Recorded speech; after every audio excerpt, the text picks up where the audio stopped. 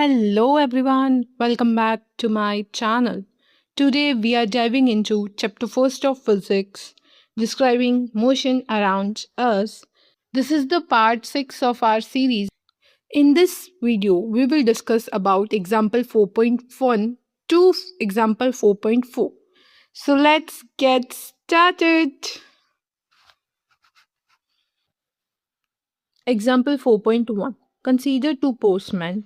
They start walking toward each other from a distance of 210 yojans. Yojan is a unit of distance used in ancient India.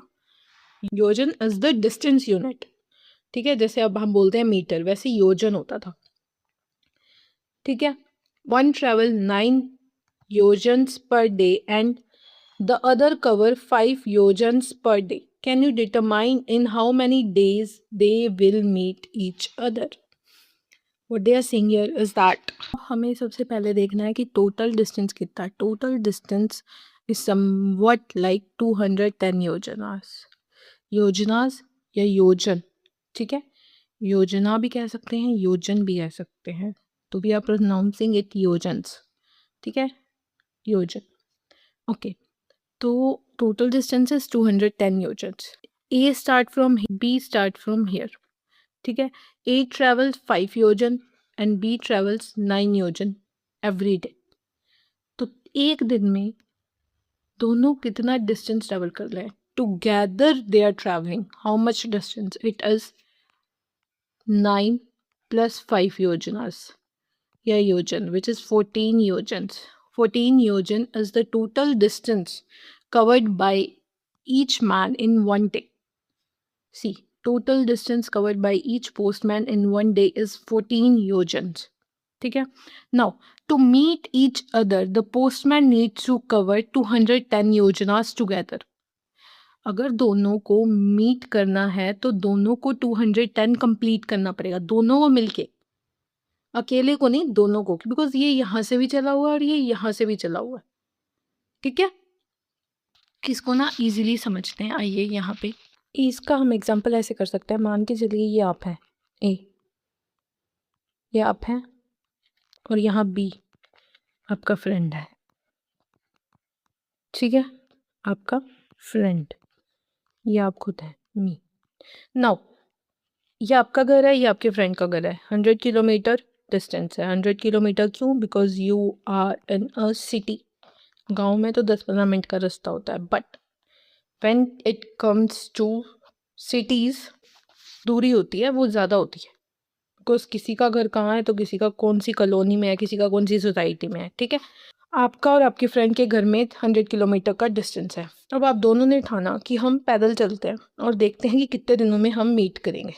ठीक है, आप यहाँ से चले, यहाँ से चला, आप 5 किलोमीटर चलते हो, 9 किलोमीटर आपका फ्रेंड चल रहा है. इन अ डे, एक दिन में. तो आपको यहाँ मीट करना है. मान के चलो ए यहाँ तक आएगा, सी तक, और बी भी सी तक आएगा.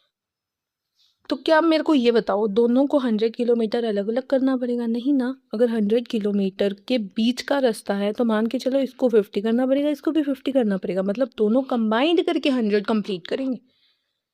दोनों कंबाइंड करके 100 कंप्लीट करेंगे. समझ आ गई? वैसे ही अगर इन दोनों को 200 योजन्स कंप्लीट करना है, इसको यहाँ आना है, इसको यहाँ आना है. ठीक है, ये ए है, ये बी है, इनको सी पे आना है, तो दोनों को साथ काम करना पड़ेगा. मतलब इसको भी कोशिश करनी पड़ेगी, इसको भी कोशिश करनी पड़ेगी, दोनों को इकट्ठा ट्रेवल करना पड़ेगा. तो वही बात हो गई कि टोटल डिस्टेंस एक दिन में कितना कवर हो रहा है, वो होता है 14 योजन्स यहाँ कवर हो रहा है. ठीक है. Now to meet each other the postman needs to cover 210 yojanas together. साथ में 210 योजन उनको कंप्लीट करना पड़ेगा.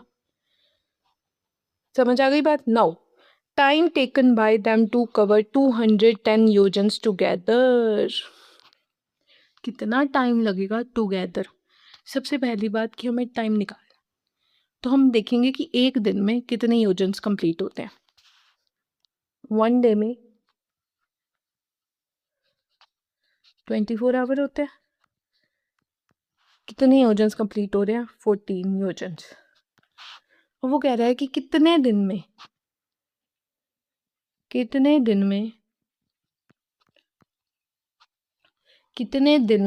210 योजन्स कवर होंगे।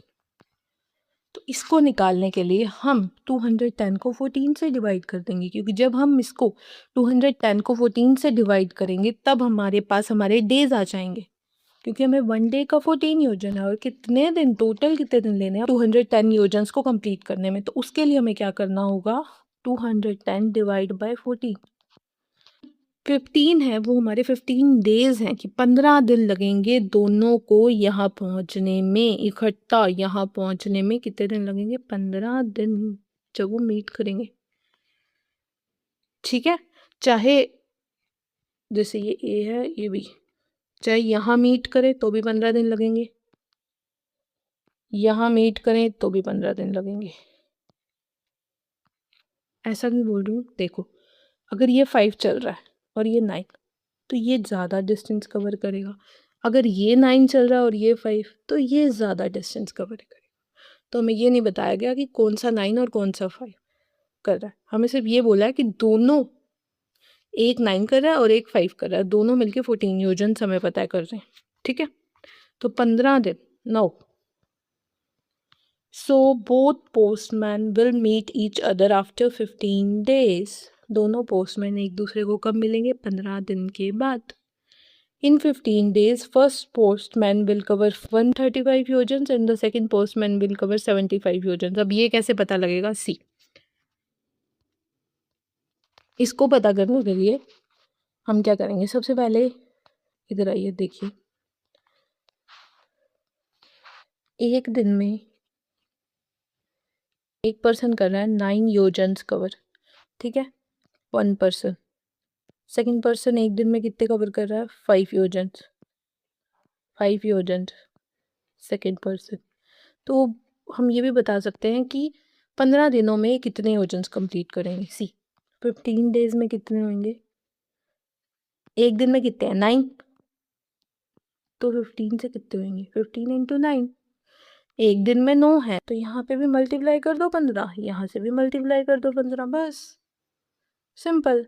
तो यहाँ 15 डेज हो गए और यहाँ पे 15 इंटू 9 विच इज़ 135। 135 योजन is the distance covered by first person.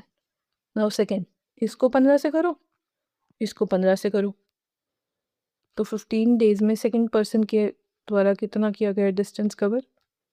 5 into 15 is 75 योजन। डन। और ये 75 प्लस 135 मिला के हमारे पास होते हैं 210 योजन्स। कितने होते हैं? 210 योजन्स। सी, the first postman will cover 135 yojans and the second postman will cover 75 yojans.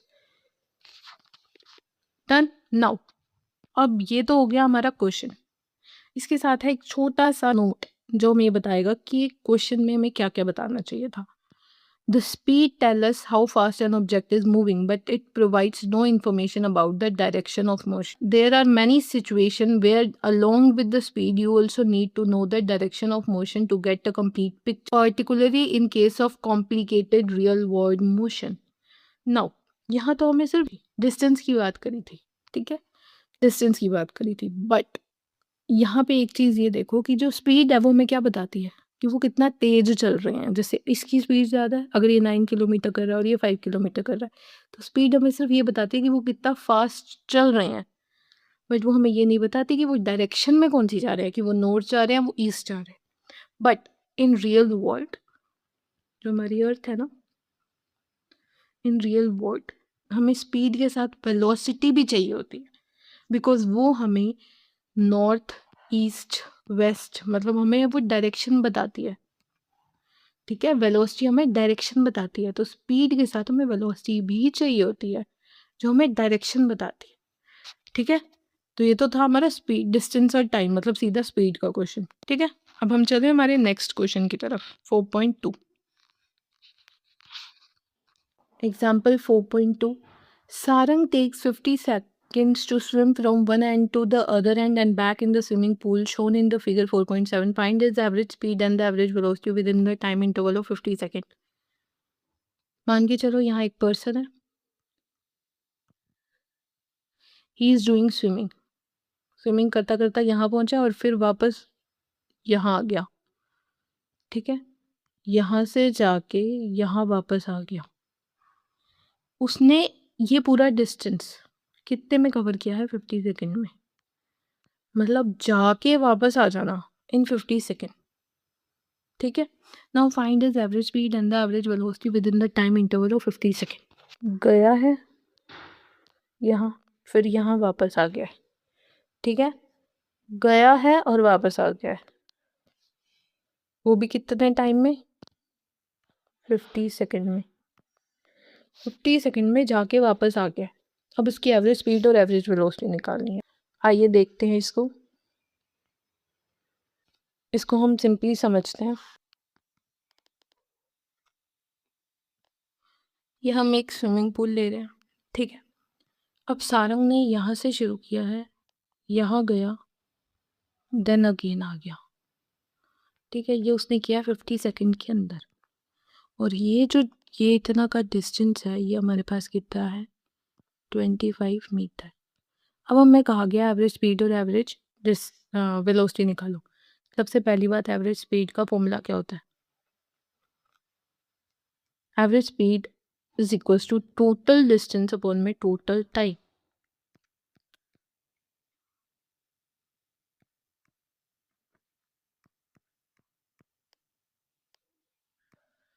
Total distance कितना है?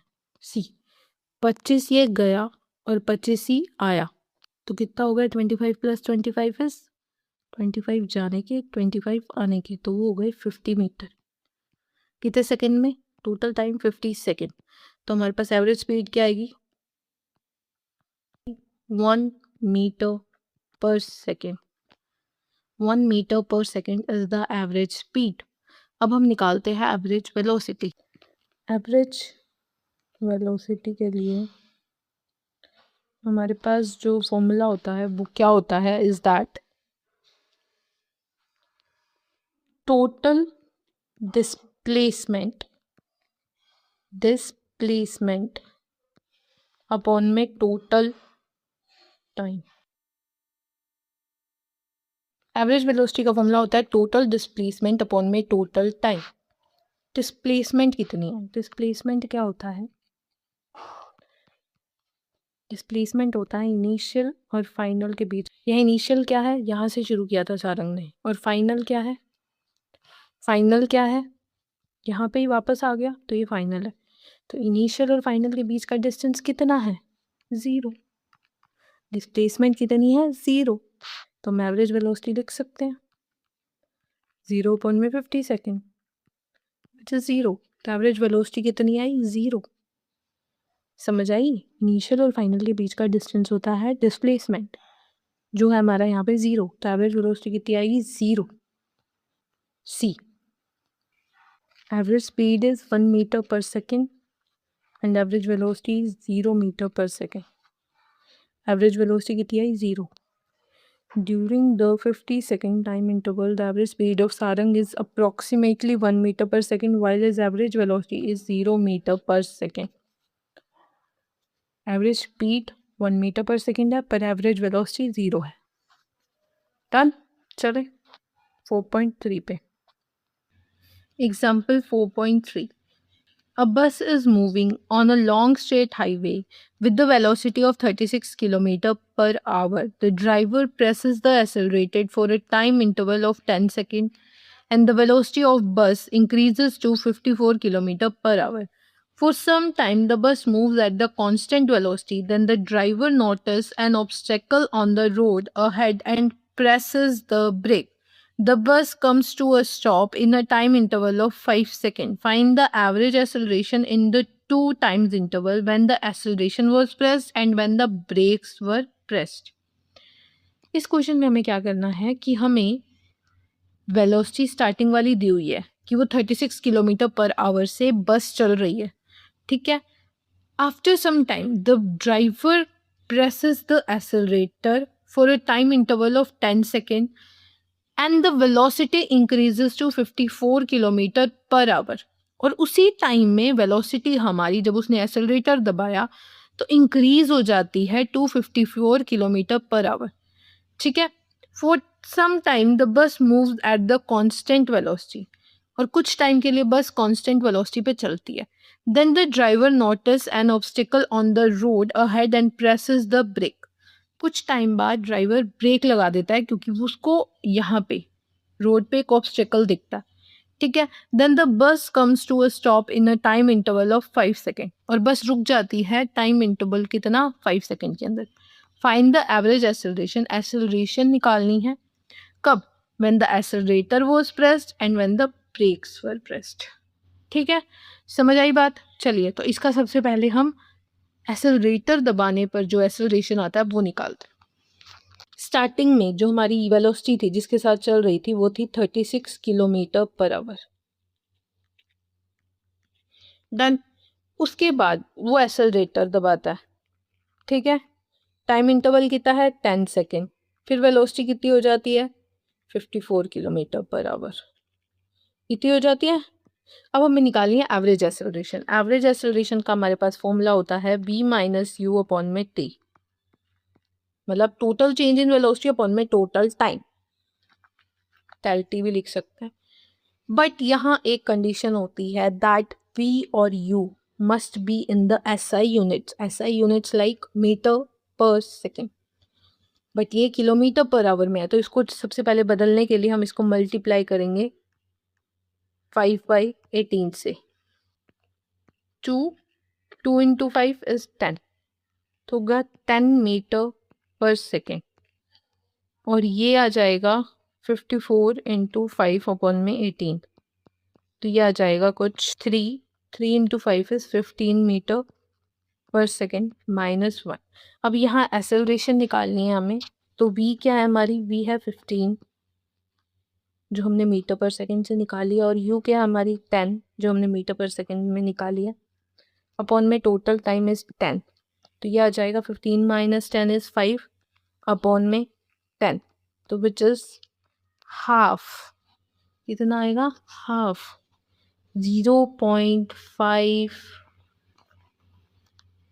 Metre per second square. Average acceleration क्या है देखिए, 0.5 मीटर पर सेकेंड स्क्वायर। बात समझ आई? सी when the driver presses the accelerator u is equals to 36 kilometre per hour. ठीक है। 36 को अब आपको मल्टीप्लाई किससे करना है? ये तो बड़ा लॉन्ग मेथड है। ठीक है। आपको सिंपली जब भी आपको किलोमीटर आवर को मीटर सेकंड में कन्वर्ट करना हो तब आपको क्या करना है? Multiply by 5/18।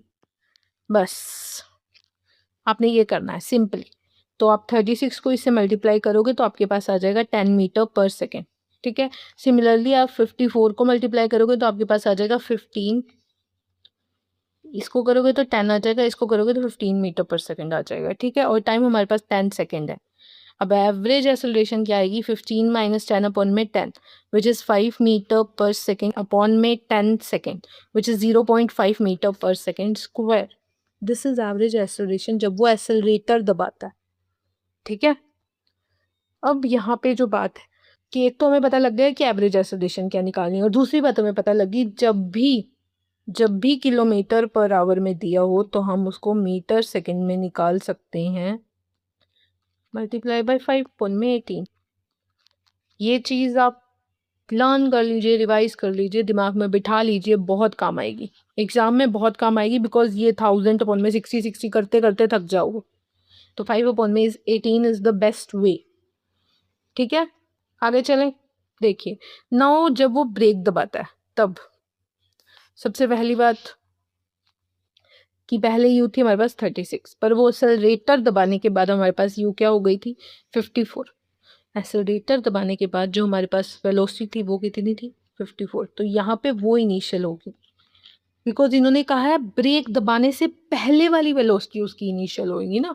ये बस चल रही है, ठीक है। एक्सेलरेटर दबाया तो वो 54 किलोमीटर पर आवर हो गया। ठीक है, यहाँ पे 54 किलोमीटर आवर, उसके बाद उन्होंने ब्रेक दबा दी तो यहाँ 0 हो गई, यहाँ 0, यहाँ 54।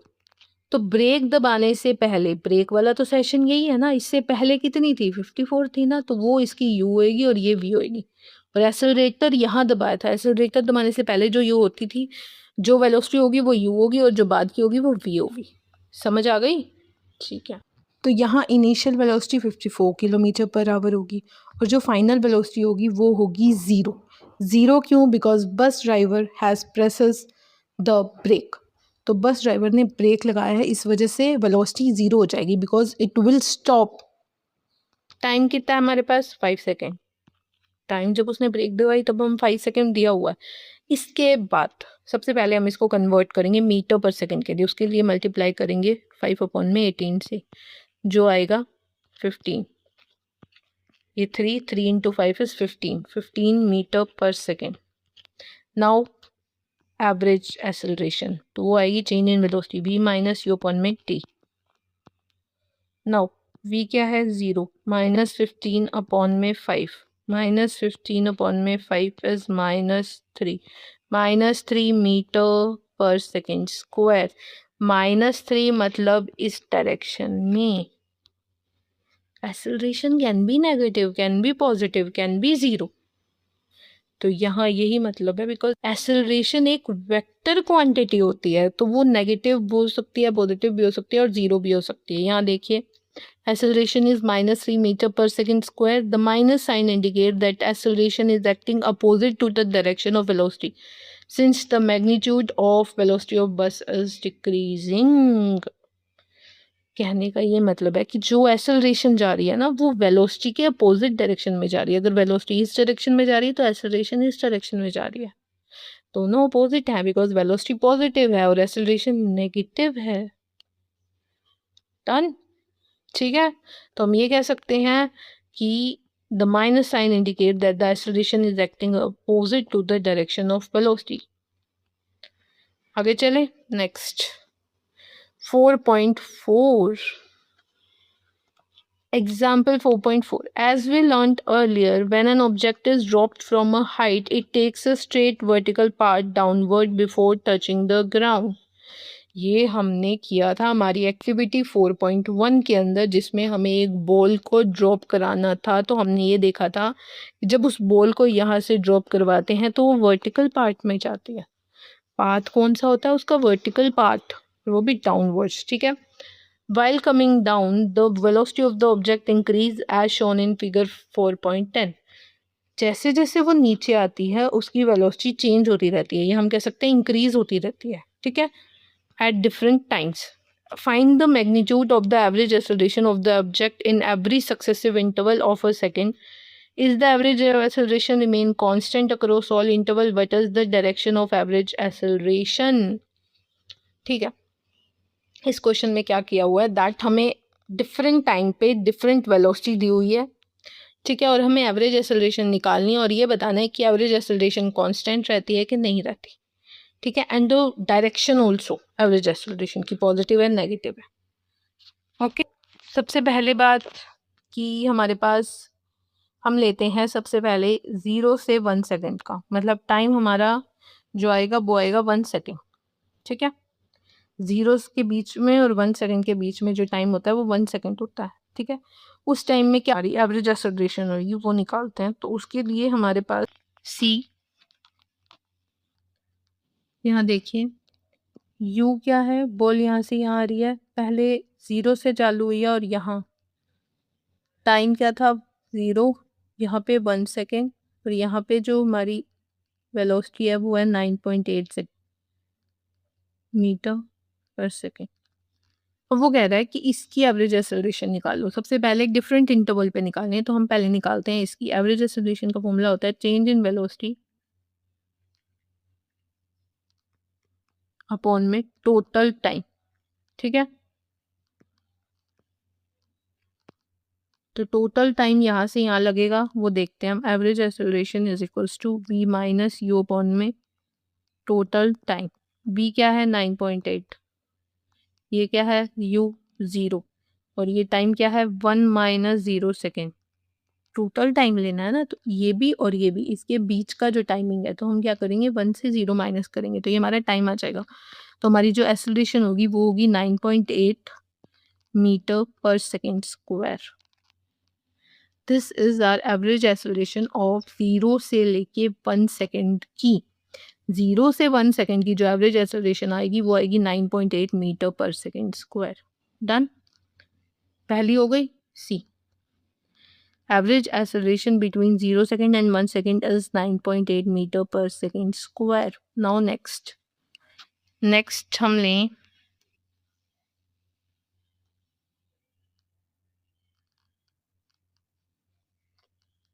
यहाँ 0 थी, यहाँ 9.8 थी, यहाँ पे 19.6 है। ठीक है, यहाँ टाइम 0 सेकेंड था, यहाँ 1 सेकेंड था, यहाँ पे 2 सेकेंड है। अब इन दोनों के बीच का हमें डिफरेंट इंटरवल का निकालना है, तो हमने इसका तो निकाल लिया, इसका तो हम कंप्लीट कर चुके हैं, अब इनका निकालते हैं। तो एवरेज एक्सेलरेशन का फॉर्मूला होता है v माइनस यू अपॉन में डेल टी। v क्या है 19.6, यहाँ पहुँचेगी ना बिकॉज यहाँ से यहाँ जा रही है, तो ये फाइनल है उसकी, माइनस 9.8 अपॉन में total time 2 second minus 1 second, तो ये टोटल टाइम आएगा, ये बीच वाला इंटरवल जितना भी है 2 में से 1, 19.6 माइनस 9.8, तो वो आएगा हमारे पास 9.8 अपॉन में 1, तो means 9.8 metre per second square is our average acceleration between 1 second and 2 second. यहाँ देखिए, average acceleration between 1 second and 2 second is 9.8 meter per second square. Done हो गया। अब हम निकालते हैं थर्ड इंटरवल की। थर्ड इंटरवल की हमारे पास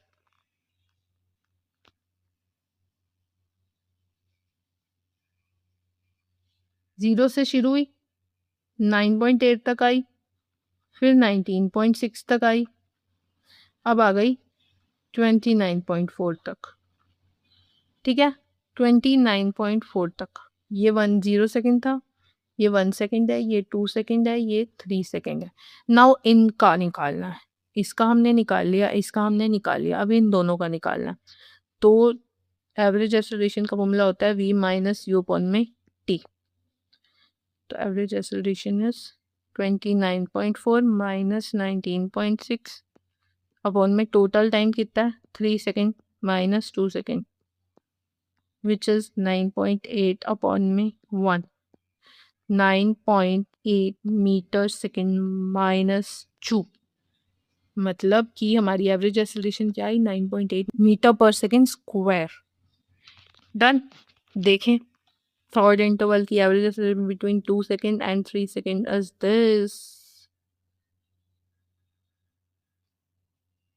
डन। नाउ नेक्स्ट,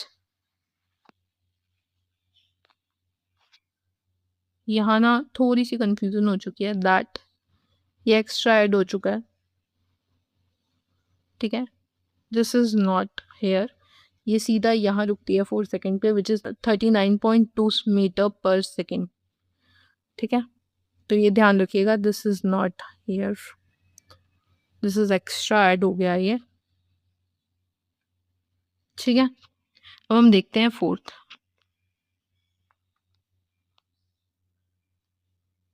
जीरो से 9.8, 9.8 से 19.6, 19.6 से 29.4, 29.4 से 39.2, 29.4, 19.6, 9.8, 0, 0 second, 1 second, 2 second, 3 second, 4 second. अब हमने ये कर लिया, ये कर लिया, ये कर लिया, अब बचा ये लास्ट। तो एवरेज एक्सेलरेशन का फॉर्मूला होता है v माइनस यू अपॉन में t। v क्या है 39.2 माइनस u क्या है 29.4 अपॉन में 4 माइनस 3 सेकेंड। इनको माइनस करो तो हमारे पास आएगा 9.8, ये तो 1 नहीं आएगा तो कोई वो नहीं है, मीटर पर सेकेंड स्क्वायर। ये भी क्या आया 9.8। तो average acceleration between 3 second and 4 second is 9.8 metre per second square. Average acceleration चारों की आ गई, बट अब ये बताओ कि this average acceleration constant across all interval? Yes, यहाँ पे भी 9.8, यहाँ पे भी 9, यहाँ पे भी 9.8, यहाँ पे भी 9.8। तो this means that average acceleration is always constant and equals to 9.8 metre per second square. ठीक है, नाउ डायरेक्शन क्या है? सी, ये बात तो हो गई कि एवरेज एक्सेलरेशन कांस्टेंट होगी और इक्वल होगी। As the velocity is increasing in the direction of motion, the acceleration is in the direction of motion. जैसे जैसे वेलोसिटी इंक्रीज हो रही है डायरेक्शन ऑफ मोशन में, वैसे वैसे एक्सेलरेशन की जो डायरेक्शन है वो भी मोशन के ही डायरेक्शन में जा रही है। एक्सेलरेशन की जो डायरेक्शन है वो भी मोशन के ही डायरेक्शन में जा रही है। ठीक है, this acceleration is called the acceleration due to gravitational force by the earth and denoted by G. Denoted by G. जो ये 9.8 होती है इसको बोलते हैं acceleration due to gravitation force, जिसे हम छोटे जी से, स्मॉल जी से रिप्रेजेंट करते हैं। ठीक है, अब यहाँ पे डायरेक्शन तो मोशन की आ गई, बट ये पॉजिटिव है या नेगेटिव वो हम अब देखेंगे। See, do you notice that in figure 4.5 we choose the origin at the ground level, while in 4.10 we choose the origin at the point from where the object is dropped। ठीक है, जो हमारा activity, जो हमारा पिछला था figure, उसके अंदर हमने जो ओरिजिन लिया था वो ये वाला ग्राउंड लेवल वाला लिया था। ठीक है, ऐसे ओरिजिन ये था, बट यहाँ हमारा ओरिजिन ये है, हमारा ओरिजिन ये है, हमारा ओरिजिन ये है। तो और जो इसका जो ये वाला साइड है, ये वाला, ये हम इस क्वेश्चन में स्टार्टिंग से ही पॉजिटिव ले रहे हैं, बिकॉज वेलोसिटी में क्या हमने नेगेटिव लिया नहीं ना, इसे पॉजिटिव ले रहे हैं, इसलिए एक्सेलरेशन भी पॉजिटिव होगी। स्टार्टिंग से ही हमने डाउन साइड को पॉजिटिव लिया है, नहीं तो यहाँ नेगेटिव होता हर जगह। डाउन साइड को पॉजिटिव लिया है तो हम एक्सेलरेशन भी पॉजिटिव, बिकॉज जो डाउन साइड लिया हमने वो पॉजिटिव लिया, एक्सेलरेशन भी नीचे जा रही है डायरेक्शन ऑफ मोशन में, तो हमारी एक्सेलरेशन भी पॉजिटिव होगी। ठीक है, ये देखिए, we use down side as positive, we can choose the origin and the positive direction as per our convenience। हम और रीजन को या तो ये ले सकते हैं या ये, और पॉजिटिव साइड हमारी मर्जी है, हम ये भी ले सकते हैं और ये भी ले सकते हैं। बट अगर आपने पॉजिटिव ये लिया तो आपको नेगेटिव ये लेनी पड़ेगी, और अगर आपने पॉजिटिव ये लिया तो आपको नेगेटिव ये लेनी पड़ेगी। फिर आप साइन कन्वेंशन उस हिसाब से यूज करोगे। ठीक है,